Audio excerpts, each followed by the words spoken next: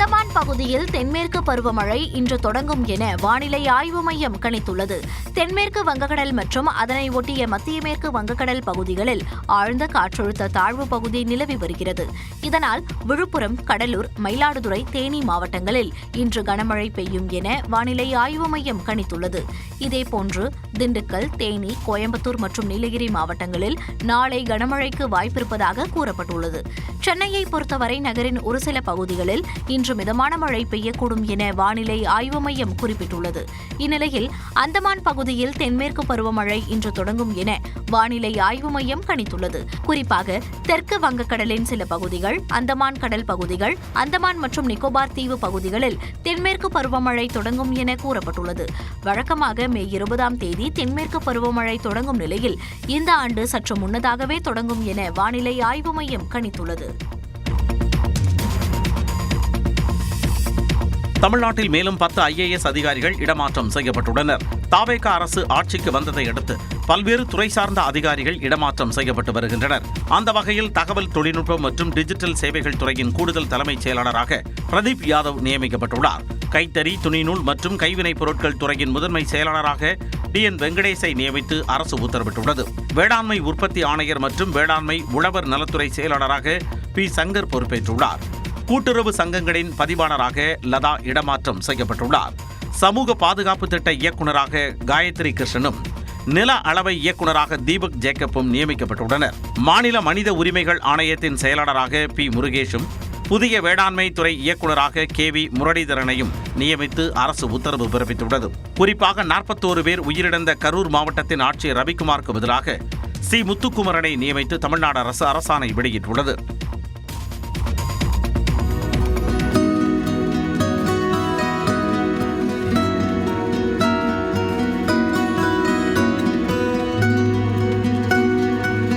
உதகை ரோஜா கண்காட்சியில் பூத்து குலுங்கும் மலர்களை 2 நாட்களில் மட்டும் 25,000த்திற்கும் மேற்பட்டோர் கண்டுகளித்தனர். நீலகிரி மாவட்டம் உதகையில் கோடை சீசனை ஒட்டி 21வது ரோஜா கண்காட்சி வியாழக்கிழமை தொடங்கியது. வண்ண வண்ண ரோஜா மலர்களை கொண்டு அண்ணா பறவைகள், இருவாச்சி உள்ளிட்ட பல்வேறு பறவை இனங்கள் வடிவமைக்கப்பட்டுள்ளன.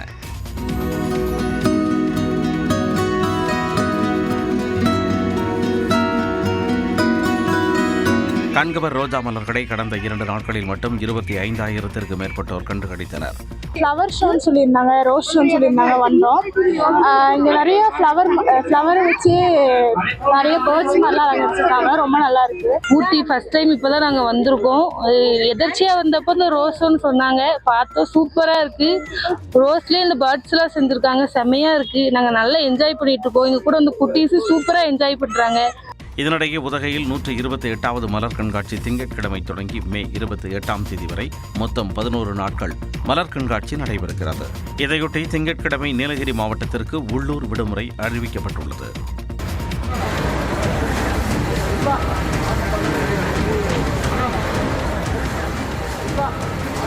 சென்னை OMR சாலையில் உள்ள டெக் மஹேந்திரா IT நிறுவனத்தில் பயங்கர தீ விபத்து ஏற்பட்டது. சென்னை சோளிங்கர் எல்காட் வளாகத்தில் பல்வேறு IT நிறுவனங்கள் மற்றும் கார் நிறுவனங்கள் இயங்கி வருகின்றன. அதில் சுமார் 5,000த்திற்கும் மேற்பட்ட IT ஊழியர்கள் பணியாற்றி வருகின்றனர். இந்நிலையில் அங்குள்ள டெக் மஹேந்திரா IT நிறுவனத்திற்கு சொந்தமான பழைய மின்சாதன பொருட்களை வைக்கும் குடோனில் திடீரென தீ விபத்து ஏற்பட்டது. இதனால் விண்ணை முட்டும் அளவிற்கு கரும்புகை வெளியேறியது.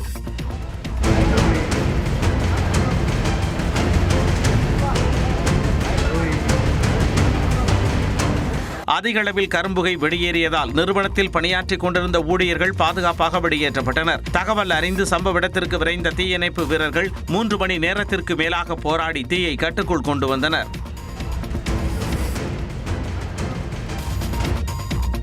நாடு முழுவதும் பெட்ரோல் மற்றும் டீசல் விலை உயர்ந்த நிலையில் சென்னையில் 1 லிட்டர் பெட்ரோல் 103 ரூபாய் 67 காசுகளுக்கு விற்பனையாகிறது. மத்திய கிழக்கு நாடுகளில் நிலவும் போர் காரணமாக கச்சா எண்ணெய் விலை தொடர்ந்து ஏறுமுகமாக உள்ளது. இதனால் எரிபொருளை சிக்கனமாக பயன்படுத்துமாறு பிரதமர் மோடி அறிவுறுத்தியிருந்தார். அதே சமயம் பெட்ரோல் டீசல் விலை அதிகரிப்பதை தவிர்க்க முடியாது என்று ரிசர்வ் வங்கி ஆளுநர் சஞ்சய் மல்கோத்ராவும் கூறியிருந்தார். இந்நிலையில் நாடு முழுவதும் பெட்ரோல் மற்றும் டீசல் விலையை பொதுத்துறை எண்ணெய் நிறுவனங்கள் லிட்டருக்கு 3 ரூபாய் அதிகரித்துள்ளன. குறிப்பாக சென்னையில் 1 லிட்டர் பெட்ரோல் 103 ரூபாய் 67 காசுக்கு விற்பனை செய்யப்படுகிறது. இதேபோன்று 1 லிட்டர் டீசல் விலை 95 ரூபாய் 25 காசாக நிர்ணயம் செய்யப்பட்டுள்ளது. அதிகபட்சமாக கொல்கத்தாவில் 1 லிட்டர் பெட்ரோல் 108 ரூபாய் 74 காசுக்கு விற்பனை செய்யப்படுகிறது. சுமார் 4 ஆண்டுகளுக்கு பிறகு பெட்ரோல் டீசல் விலை உயர்த்தப்பட்டிருப்பதாக எண்ணெய் நிறுவனங்கள் தெரிவித்துள்ளன. அதே சமயம் ஆட்டோ மற்றும் கார்களுக்கான சிஎன்ஜி எரிவாயு விலையும் கிலோவுக்கு 2 ரூபாய் உயர்ந்துள்ளது. சென்னையில் சிஎன்ஜி எரிவாயு விலை கிலோவுக்கு 2 ரூபாய் அதிகரித்து 91 ரூபாய் 50 காசுக்கு விற்பனை செய்யப்படுகிறது. தமிழ்நாட்டின் அரசியல் களத்தை பரபரப்பாக்கிய செய்திகளை பார்க்கலாம். பெட்ரோலிய பொருட்களின் விலை உயர்வை உடனடியாக திரும்பப் பெற வேண்டும் என்று மத்திய அரசை முதலமைச்சர் விஜய் வலியுறுத்தியுள்ளார். இது தொடர்பாக முதலமைச்சர் வெளியிட்டுள்ள அறிக்கையில், மத்திய அரசின் பொதுத்துறை எண்ணெய் நிறுவனங்கள் பெட்ரோல் டீசல் விலையை உயர்த்தியது ஏற்கத்தக்கது அல்ல என்று தெரிவித்துள்ளார். சர்வதேச சந்தையில் கச்சா எண்ணெயின் விலை குறையும் போது பெட்ரோல் டீசல் விலையை எண்ணெய் நிறுவனங்கள் குறைப்பது இல்லை என்று குறிப்பிட்டுள்ள முதலமைச்சர் விஜய், மாறாக லாபத்தினை மட்டும் அந்த நிறுவனங்கள் எடுத்துக் கொள்வதாக குற்றம் சாட்டியுள்ளார். 5 மாநில சட்டப்பேரவை தேர்தல்கள் முடிந்த பின்னர் பெட்ரோலிய பொருட்களின் இந்த விலை உயர்வு ஏற்றுக்கொள்ளக்கூடியது இல்லை என்றும் தெரிவித்துள்ளார். இந்த விலை உயர்வு ஏழை எளிய நடுத்தர மக்களை பெருமளவு பாதிப்பை ஏற்படுத்தும் என்றும் கூறியுள்ளார். உற்பத்தி செய்யும் பொருட்களின் உற்பத்தி செலவும் அதிகரிப்பதால் சந்தையிலும் ஏற்றுமதியிலும் மந்தநிலை ஏற்பட வாய்ப்பிருப்பதாக குறிப்பிட்டுள்ள முதலமைச்சர், பெட்ரோலிய பொருட்களின் விலை உயர்வை உடனடியாக திரும்பப் பெற வேண்டும் என்று மத்திய அரசை கேட்டுக் கொண்டுள்ளார்.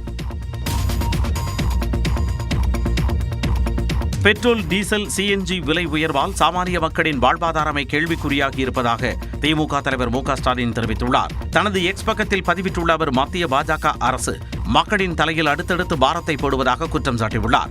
ஏற்கனவே வணிக பயன்பாட்டிற்கான சிலிண்டரின் விலையை உயர்த்தியதால் அனைத்து பொருட்களின் விலையும் ஏறிவிட்டதாக குறிப்பிட்டுள்ள அவர், பெட்ரோல், டீசல், சிஎன்ஜி விலை உயர்வால் சாமானிய மக்களின் வாழ்வாதாரமே கேள்விக்குறியாகி இருப்பதாக கூறியுள்ளார். இதனிடையே பெட்ரோல், டீசல் மற்றும் எரிவாயு சிலிண்டருக்கான விற்பனை வரியை தமிழ்நாடு அரசு குறைக்க வேண்டும் என்று அதிமுக பொதுச் செயலாளர் எடப்பாடி பழனிசாமி வலியுறுத்தியுள்ளார்.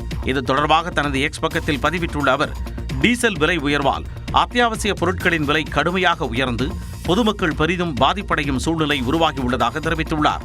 மக்களுக்கு ஏற்பட்டுள்ள பாதிப்பை போக்கும் வகையில் விலையை குறைக்க மத்திய மாநில அரசுகள் நடவடிக்கை எடுக்க வேண்டும் என்று கூறியுள்ளார்.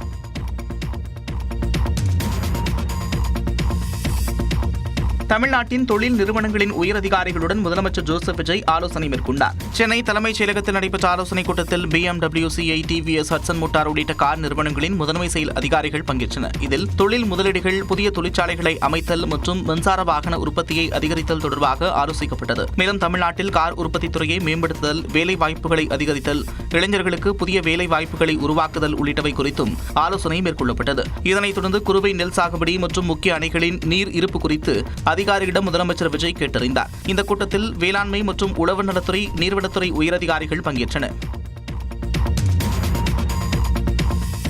மத்திய அரசுடன் இணக்கமாக இருந்து நிதியை பெற்று மக்கள் நல திட்டங்களை நிறைவேற்றுவோம் என அமைச்சர் அருண்ராஜ் கூறியுள்ளார். மதுரை விமான நிலையத்தில் ஊடகங்களுக்கு பேட்டியளித்த அமைச்சர் நிர்மல்குமார், திமுகவும் அதிமுகவும் இணைந்து ஆட்சி அமைக்க 100% முயற்சி செய்ததாக குற்றம் சாட்டியுள்ளார்.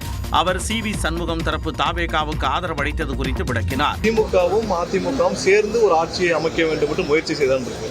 ஸோ அதற்கு எதிர்ப்பு தெரிவித்து அந்த கட்சி எதை நோக்கி புரட்சித் தலைவரும் அம்மா அவர்களும் கட்சியை ஆரம்பித்து கட்சியை நடத்திட்டு இருந்தாங்களோ அதற்கு எதிராக திரு எடப்பாடி அவர்கள் செயல்படும் போது அதற்கு எதிர்ப்பு தெரிவித்து பெரும்பான்மையான MLAக்கள் வெளியே வந்து மக்கள் என்ன தீர்ப்பு அளித்தாலும் அதற்கு ஆதரவு தெரிவித்தோம். அவங்க எல்லாம் வந்து MLAக்கள், முன்னாள் அமைச்சர்கள் பேட்டி கொடுத்தாங்க. இதனிடையே நாமக்கல்லில் செய்தியாளர்களுக்கு பேட்டி அளித்த அமைச்சர் அருண்ராஜ், மத்திய அரசுடன் இணக்கமாக இருந்து நிதியை பெற்று மக்கள் நல திட்டங்களை நிறைவேற்றுவோம் என்றார். மாநில உரிமைக்காக தமிழக வெற்றி கழகம் முதல் கட்சியாக குரல் கொடுக்கும், போராடும். மாநில உரிமை சார்ந்தது இந்த நிதியை நாங்கள் ஒரு இணக்கமான சூழ்நிலையில் தான் நாங்கள் அணுகுவோம். we want to cooperate with the union government. At the same time, we want to firmly assert the rights of the states. அதிமுகவில் இருந்து ஆதரவளித்த MLAக்களுக்கு அமைச்சரவையில் இடம் கிடைக்குமா என்ற கேள்விக்கு முதலமைச்சர் முடிவெடுப்பார் எனவும் அருண்ராஜ் தெரிவித்தார். அதிமுக கொறடா விவகாரம் தொடர்பாக மனுக்கள் ஆய்வில் இருப்பதாக சபாநாயகர் JCD பிரபாகர் தெரிவித்துள்ளார். சட்டமன்ற தேர்தலில் அதிமுக தோல்வியை சந்தித்த நிலையில் அக்கட்சியில் மீண்டும் பிளவு ஏற்பட்டுள்ளது. SP வேலுமணி தரப்பு சட்டமன்ற உறுப்பினர்கள் சட்டமன்றத்தில் தாவேகா ஆட்சிக்கு ஆதரவு தெரிவித்தனர். ஆனால் அதற்கு அதிமுக பொதுச் செயலாளர் எடப்பாடி பழனிசாமி தரப்பு எதிர்ப்பு தெரிவித்தது. தொடர்ந்து கட்சி கொறடாவை தேர்வு செய்யும் உரிமை எடப்பாடி பழனிசாமிக்கு தான் இருப்பதாக அவரது தரப்பினர் தெரிவித்துள்ளனர். அதே சமயம் தன்னை பெரும்பாலான சட்டமன்ற உறுப்பினர்கள் கொறடாவாக நியமித்துவிட்டதாக முன்னாள் அமைச்சர் C. விஜயபாஸ்கர் அறிவித்தார். இது தொடர்பாக இருதரப்பும் சபாநாயகர் ஜே.சி.டி. பிரபாகரை சந்தித்து மனு அளித்தனர். மேலும் சபாநாயகரை சந்தித்த சி.வி. சண்முகம் தங்கள் தரப்பு சட்டமன்ற உறுப்பினர்களின் இருக்கைகளை மாற்றுவது தொடர்பாகவும் மனு அளித்துள்ளார். இந்நிலையில் அதிமுகவின் கொறடா நியமனம் தொடர்பாக இரு அணிகளும் அளித்த மனுக்கள் ஆய்வில் இருப்பதாக சட்டப்பேரவைத் தலைவர் ஜே.சி.டி. பிரபாகர் தெரிவித்துள்ளார். மனுக்கள் அளிக்கப்பட்டு 2 நாட்களே ஆகும் நிலையில் பேரவை விதிகளின்படி முடிவு செய்யப்படும் என்றும் அவர் கூறியுள்ளார். நீட் மறுதேர்வில் தேர்வெழுதும் நகரை மாற்ற அவகாசம். பெட்ரோல் ஏற்றுமதிக்கான கூடுதல் கலால் வரியை உயர்த்திய மத்திய அரசு. ஒட்டுணிகள் போன்று வேலையில்லாத இளைஞர்கள் செயல்படுவதாக உச்சநீதிமன்ற தலைமை நீதிபதி வேதனை உள்ளிட்ட செய்திகளை டாப் 5 இந்தியா பகுதியில் பார்க்கலாம். வினாத்தாள் கசிவு காரணமாக ரத்து செய்யப்பட்ட நீட் தேர்வு அடுத்த மாதம் 21ஆம் தேதி நடைபெறும் நிலையில் வரும் 21ஆம் தேதிக்குள் தேர்வெழுதும் நகரங்களை மாற்றிக்கொள்ள மாணவர்களுக்கு அவகாசம் வழங்கப்பட்டுள்ளது. MBBS, BDS உள்ளிட்ட மருத்துவ படிப்புகளில் மாணவர் சேர்க்கைக்கான நீட் தேர்வு நாடு முழுவதும் கடந்த 3ஆம் தேதி நடத்தப்பட்டது. இதனை சுமார் 22 லட்சம் மாணவர்கள் எழுதிய நிலையில் தேர்வுக்கு முன்பே ராஜஸ்தானில் வினாத்தாள் கசிந்ததாக புகார் எழுந்தது. இது தொடர்பாக CBI விசாரணைக்கு உத்தரவிட்ட தேசிய தேர்வு முகமை நாடு முழுவதும் நடைபெற்ற நீட் தேர்வை ரத்து செய்வதாக அறிவித்தது. இந்நிலையில் நீட் மறுதேர்வு அடுத்த மாதம் 21ஆம் தேதி நடைபெறும் என தேசிய தேர்வு முகமை அறிவித்துள்ளது. இதற்கு மாணவர்கள் தனியாக விண்ணப்பிக்கவோ கட்டணம் செலுத்தவோ தேவையில்லை என தேர்வு முகமை விளக்கமளித்துள்ளது. அதே சமயம் தேர்வெழுதும் நகரங்களை வரும் 21ஆம் தேதி இரவு 11:50 மணிக்குள் மாற்றிக்கொள்ளவும் தேசிய தேர்வு முகமை அவகாசம் வழங்கியுள்ளது. தேர்வெழுதும் நகரங்களை மாற்றவில்லை எனில் முந்தைய விண்ணப்பத்தில் கொடுக்கப்பட்ட நகரங்களின் அடிப்படையில் தேர்வு மையங்கள் ஒதுக்கப்படும் என்றும் விளக்கமளிக்கப்பட்டுள்ளது. கடந்த 3ஆம் தேதி நடைபெற்ற தேர்வு ரத்தாகி சுமார் 1.5 மாதங்களுக்கு பிறகு மறுதேர்வு நடைபெறவுள்ள நிலையில் நடப்பாண்டிற்கான மருத்துவ மாணவர் சேர்க்கை மிகவும் தாமதமாகும் சூழல் ஏற்பட்டுள்ளது. இதனால் பொறியியல், வேளாண்மை, கலை மற்றும் அறிவியல் கல்லூரிகளிலும் மாணவர் சேர்க்கை தாமதமாகும் என அஞ்சப்படுகிறது. நீட் தேர்வு வினாத்தாள் கசிவு விவகாரத்தில் மூளையாக செயல்பட்ட முக்கிய குற்றவாளியை CBI அதிகாரிகள் கைது செய்துள்ளனர். MBBS, BDS உள்ளிட்ட இடைநிலை மருத்துவ படிப்புகளுக்கான நீட் நுழைவுத் தேர்வு கடந்த 3ஆம் தேதி நாடு முழுவதும் நடைபெற்றது. இத்தேர்வை 23 லட்சம் மாணவர்கள் எழுதியிருந்த நிலையில் ராஜஸ்தானில் வினாத்தாள் கசிந்ததாக வெளியான புகாரில் தேர்வு ரத்து செய்யப்பட்டது. இதனிடையே வினாத்தாள் கசிந்த வழக்கு CBI விசாரித்து வரும் சூழலில் வேதியியல் விரிவுரையாளரான குல்கர்னிக்கு வினாத்தாளை அணுகும் வசதி இருந்தது தெரியவந்துள்ளது. கடந்த மாதம் கடைசி வாரத்தில் மற்றொரு குற்றவாளியான மனிஷா வாக்மரே என்பவரின் உதவியுடன் அவர் புனேவில் உள்ள தனது இல்லத்தில் மாணவர்களுக்கு சிறப்பு வகுப்பு நடத்தியது அம்பலமாகியுள்ளது. இந்த சிறப்பு பயிற்சி வகுப்புகளின் போது குல்கர்னி கேள்விகளையும் அதற்கான பதில்களையும் சொல்லிக் கொடுத்ததாக கூறப்படுகிறது. அவ்வாறு சொல்லிக் கொடுக்கப்பட்ட கேள்விகளை மாணவர்கள் தங்கள் நோட்டு புத்தகங்களில் கையால் எழுதியிருந்தனர். அந்த கேள்விகள் கடந்த 3ஆம் தேதி நடைபெற்ற நீட் தேர்வின் வினாத்தாளுடன் துல்லியமாக பொருந்தி போவது தெரியவந்ததை அடுத்து குல்கர்னியை கைது செய்த CBI அதிகாரிகள் விசாரணை செய்து வருகின்றனர். குல்கர்னிக்கு உதவியாக இருந்த மற்றொரு குற்றவாளியான மனிஷா வாக்மரேவை CBI ஏற்கனவே கைது செய்தது குறிப்பிடத்தக்கது.